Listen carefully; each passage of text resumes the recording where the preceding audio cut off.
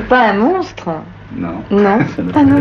Brigitte Bardot naît le 28 septembre 1934 à Paris dans une famille bourgeoise stricte. Fille d'un industriel et d'une mère au foyer très attachée aux conventions, elle grandit dans un cadre sévère marqué par la discipline et une certaine froideur affective. Avec sa sœur cadette Marie-Jeanne, elle reçoit une éducation exigeante, rythmée par la danse classique, la culture et les mondanités du tout Paris que fréquente sa famille. Élève moins brillante que sa sœur, Brigitte se distingue pourtant par un tempérament libre et effronté, déjà en décalage avec le milieu dans lequel elle évolue. Très tôt, la danse devient son refuge. Malgré une amblyopie sévère, elle intègre le conservatoire de danse à Paris en 1948. À l'adolescence, sa beauté attire l'attention d'Hélène Lazareff, directrice du magazine Elle, qui l'a fait poser en couverture à plusieurs reprises. Ses photos la propulsent dans le monde de l'image. Le cinéma s'intéresse à elle presque par hasard. Le réalisateur Marc Allégret la remarque, puis elle rencontre son assistant Roger Vadim. Leur relation amoureuse, d'abord refusée par ses parents, marque un tournant décisif dans sa vie. Brigitte Bardot débute le cinéma en 1952 dans Le Trou normand aux côtés de Bourvil. Les rôles s'enchaînent rapidement, mais c'est en 1956 que tout bascule.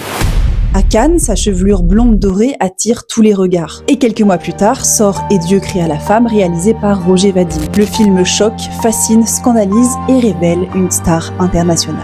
Bardot incarne une féminité nouvelle, libre, sensuelle, instinctive, affranchie des règles morales de l'époque. Je suis quelqu'un d'assez libre. Si j'ai envie de me mettre en bikini, je me mets en... Enfin, pas maintenant, parce que je suis trop vieille. Mais à l'époque, quand j'avais envie de me mettre en bikini, je trouvais qu'il n'y avait aucune honte à se mettre en bikini. Le mythe bébé est née. Dès lors, elle devient l'actrice française la plus célèbre au monde. Elle enchaîne les succès. En cas de malheur avec Jean Gabin, La vérité et le mépris de Jean-Luc Godard, Viva Maria avec Jeanne Moreau. Mais derrière l'icône, la pression médiatique est immense. Un documentaire, Paparazzi, montre à quel point elle est traquée par la presse, transformée en proie permanente. Bardot souffre de cette surexposition qu'elle vit